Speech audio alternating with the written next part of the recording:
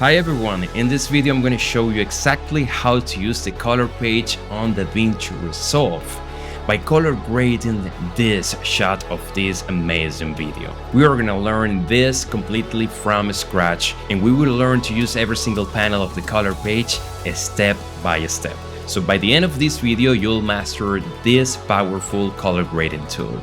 So without further ado, let's dive right in. So this footage is from one of my music videos. So let's move on to the color page. In general terms, this bottom part of the color page is divided in different functions. The left one, this panel over here, is to modify the colors. Those are tools to modify the colors in different ways. The central panel, in general terms, is to select those colors on your image, on your footage, those sections you want to modify with these tools on the left side. And on the right side, this panel over here, you're going to see the color scopes, where you're going to measure the amount of light and colors that your footage is going to have, you know? On the top, on the right top, you're going to see the nodes tray, where you're going to order all your nodes that are going to command instructions of the color grading panels. And on this other part on the top, this main monitor, you're going to see what you are modifying in terms of color. I mean, this is your canvas, as if it were your painting canvas, you know? So we're going to start by explaining to you all these tools over here before touching all these panels below. So first of all, what you are seeing here is the clip where the playhead is positioned. You can see here the cursor is positioned right on top of this clip, but I can position the playhead on this other clip. And when you do that, what you are going to see on the color page is this another. So the color page is moving across the timeline to let you modify the colors of every single clip. And you are able to see that timeline on the color page itself by clicking here in timeline. So you can see a little timeline as if it were the cut page also. But you have another way to see the timeline. If you come right here where you read clips, this panel opens, you can see all the clips and those clips that are around your selected clip. But you are able to see also those clips that are on both sides, you know?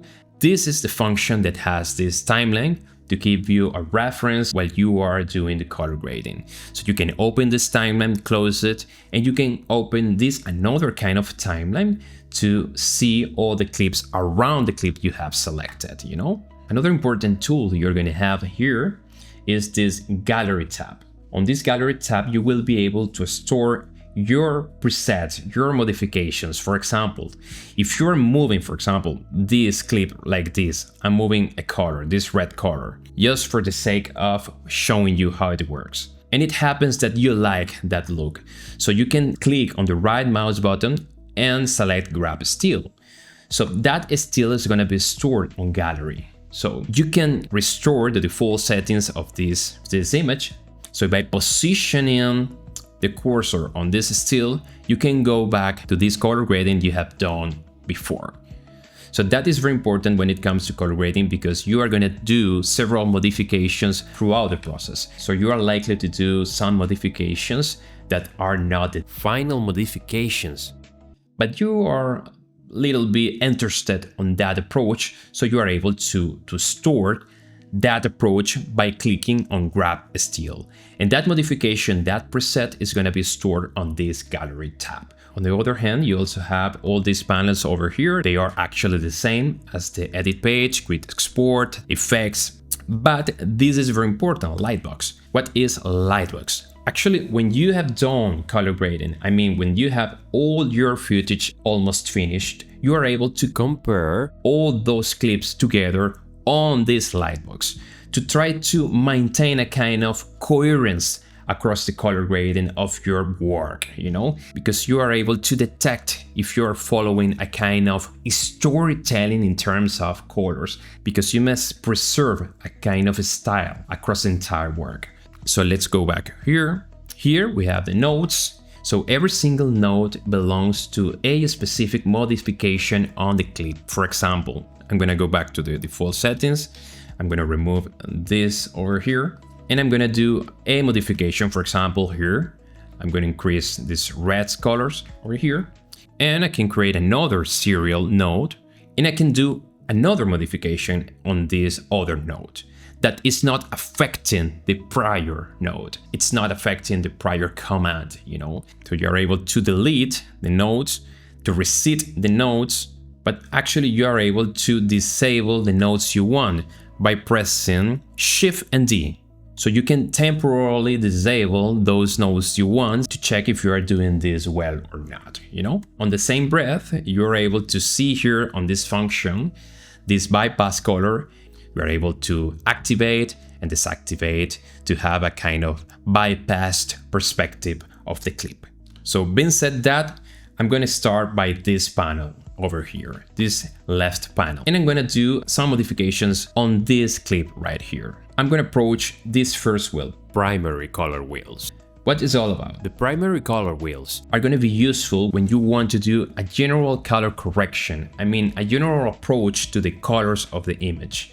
I mean, when you are doing the first approach, you want to fix, for example, those lighting problems. I mean, to level the brightness and the contrast of the image. For example, Lift, this first one, was created to move the darkest nuances of the image. You can see the modifications on the canvas.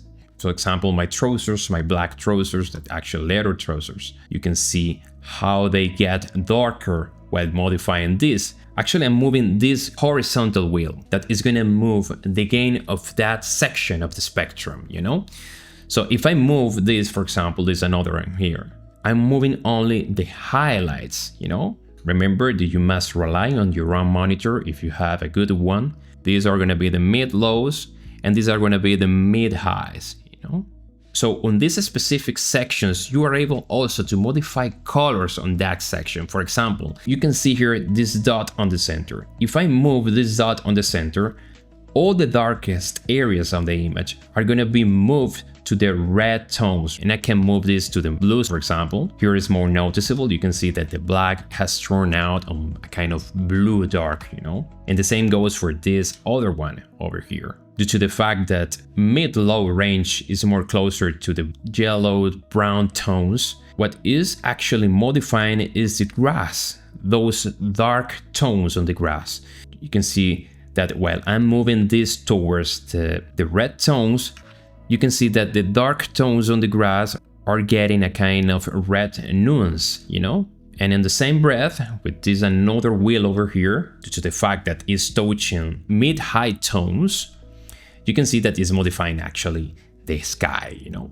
This is more noticeable towards the blue zones. The sky turns blue, for example. This is the most useful tool on color grading. It's very straightforward. That is the tool you're going to use the most while color grading because it's the faster way.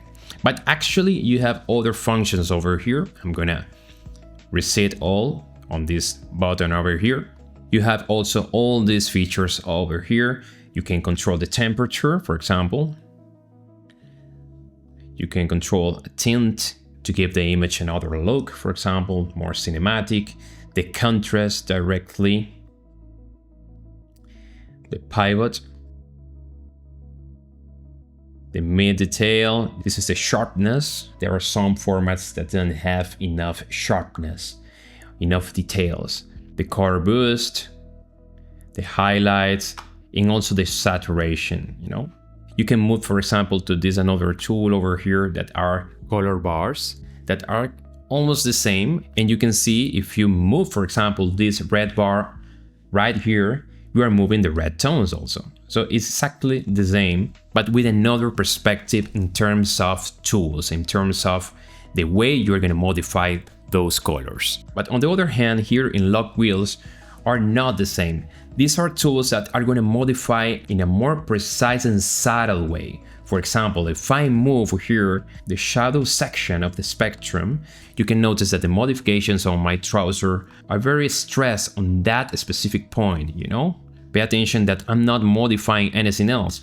When I was modifying this section over here, I was modifying all the colors, all the black tones on my clothes, but also the black tones on the grass, you know? But when I'm modifying on lock wheels, I mean, it's a more precise modification on the gamma, you know? The same is for the highlights. The tool itself detects the nuances in terms of light. So we are going to use all of these tools across the color grade and the stage because they are going to allow us to reach the exact look we want, you know. But on the other hand, there is this another tool over here, HDR color wheels. I mean, high dynamic range color wheels. So this is quite similar to log wheels, but in a more precise way. This is a kind of general tool, and this is an advanced tool. You're going to notice that this tool is modifying the spectrum in a more precise way. I'm going to give you an example. I'm going to modify only the saturation of the lightest parts of the image. Look what is happening.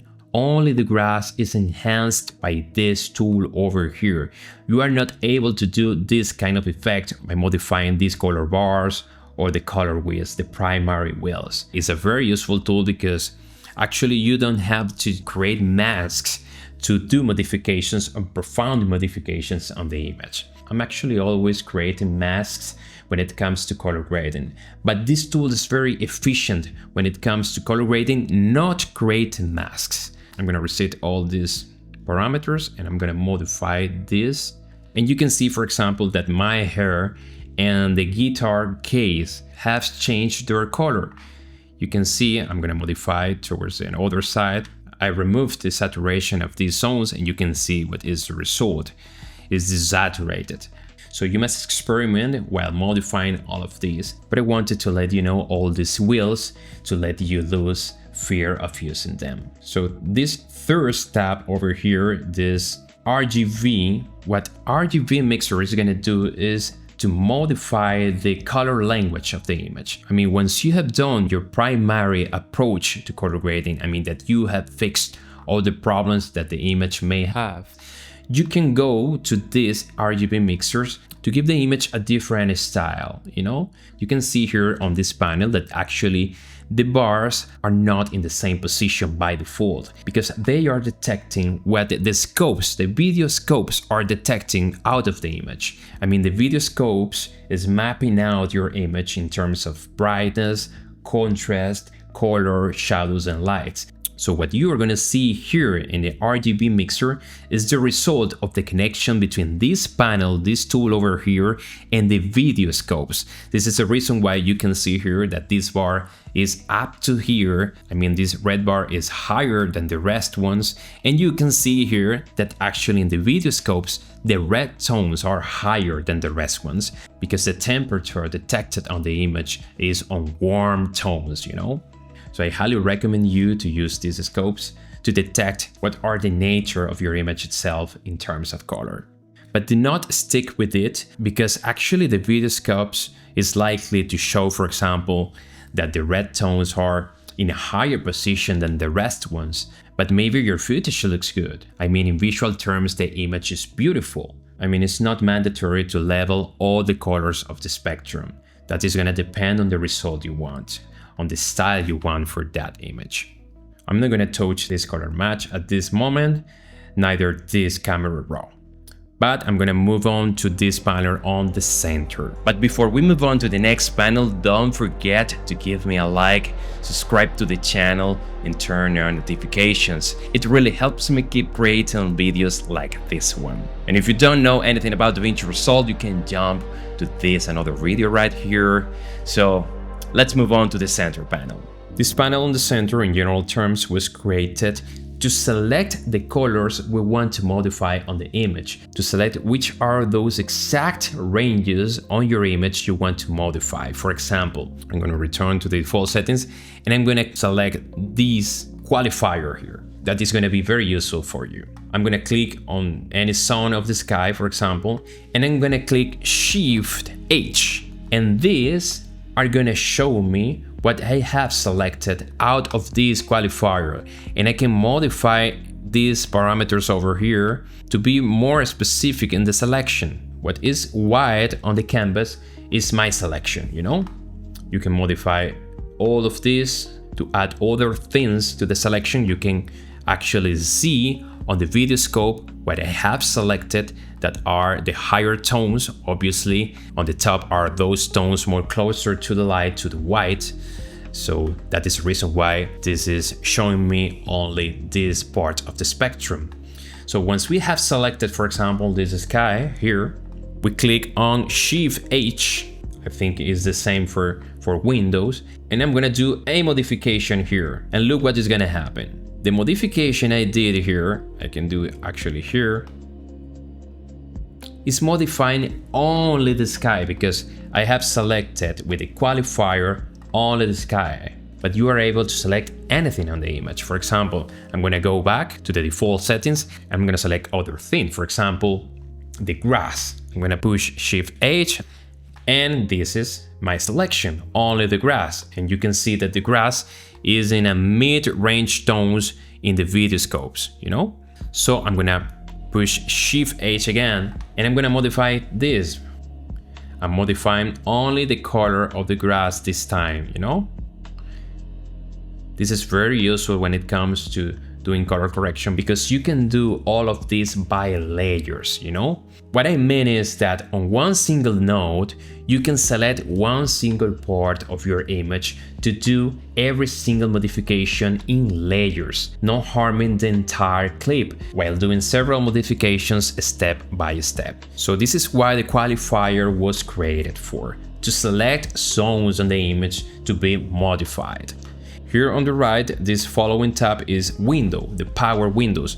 I'm gonna return to the default settings, and the power windows was created to select a zone inside the composition, inside the canvas, to be modified. I'm gonna give an example. Here you have several options, a square, a circle, a line, but you are gonna use the most this polygon. And I'm gonna do the selection again with the qualifier. I'm gonna click on the sky and you can see the selection on the top, you know? I'm full in the sky, but you can notice that I'm actually touching this scarf that I have on neck, you know? This bandana that I have on the neck. So I don't want to modify the bandana's color. So I need to command DaVinci Resolve to exclude the bandana of the selection. So I need to combine this qualifier with the power window. So I'm gonna select the pen right here and I'm gonna create these masks to isolate the sky. So I'm not touching the bandana by selecting this. I'm only modifying the color of the sky. I'm gonna click again on Shift H, and I'm gonna modify only the color of the sky, no touching the bandana. I'm gonna add another serial node, and I can modify the general contrast of the image.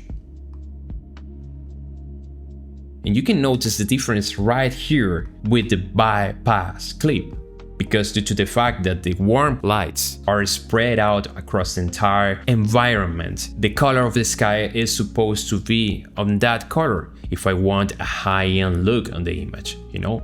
So this following tool you can see here, that is the tracker, was created to modify the structure of the power window across an image, across a moving image, like this one. So obviously the perspective we have of the sky is gonna be modified by the motion, you know?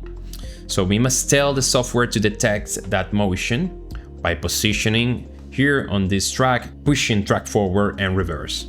He is detecting the structure and modifying the structure of the power windows across the entire clip to preserve the selection as clean as possible. But let's suppose that we want to do an extra modification. You can see here that we were not using a high quality lens. So I want to add some blur on this background to imitate the effect of a high quality lens, a bokeh. So I need to add some blur to that background. So what we are gonna do, I'm gonna add another node here, an extra. I'm gonna create another power window with this pen right here. I'm gonna select, for example, this zone.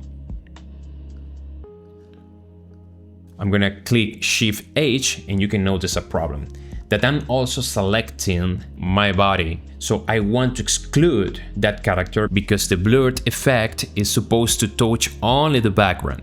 So what I need to do is to add a magic mask that is this tool over here created with AI, you know? I'm gonna go back to this power window. I'm gonna delete this configuration I have added, and I'm gonna add first of all the magic mask. I'm gonna click on this tool over here, add click, and I'm gonna touch this. Automatically, DaVinci Resolve is detecting my body, and it's gonna detect my body across the entire clip. This tool was created with AI. You know, it's a very powerful tool you can use while doing color correction. So once you have selected this, you can check the selection with Shift H, but you must click right here on track forward and reverse. You can notice all the selection across the clip, but now what I have to do is select only the background where I want to add that blur. So I'm gonna push on window, I'm gonna select the pen, and I'm gonna select the space where I want to add that blur background. I have this selection. I'm going to press Shift H, and you can notice that I have selected only my character. I have to press Invert Mask, and the mask has excluded the character on the image. I can soften the borders a little bit on the power window and softness, and that looks better.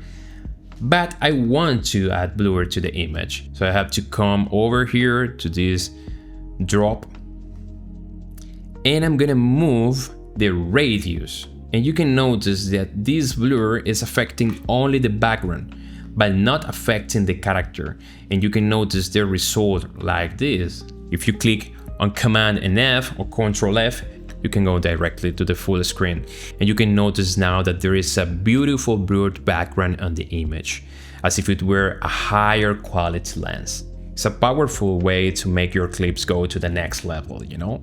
But I already told you this mask is going to move across the clip. You must position the cursor on some point, for example here, and you are supposed to click on this track forward and reverse.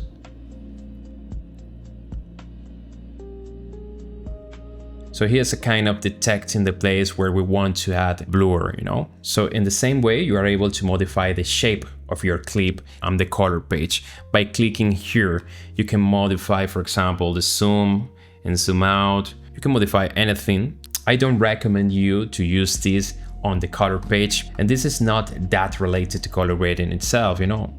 But if you want to use this, you are free to use it.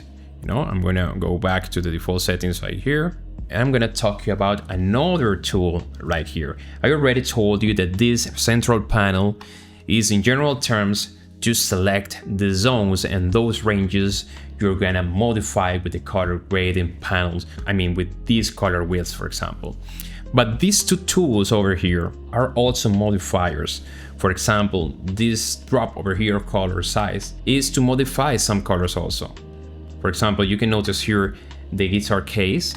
This is a very powerful tool, this color slice, but the color slice is to give the image a final touch. I mean, it's not the color grading itself, it's a final touch on the final look of the image. And this other tool, Color Curves, lets you adjust brightness and color with precision by controlling shadows, midtones, and highlights, helping you fine-tune contrast and balance more accurately. I don't usually use the curves. I'm a kind of classical in terms of color grading, but you can soften these nuances over here by moving the highlights on the curves, for example.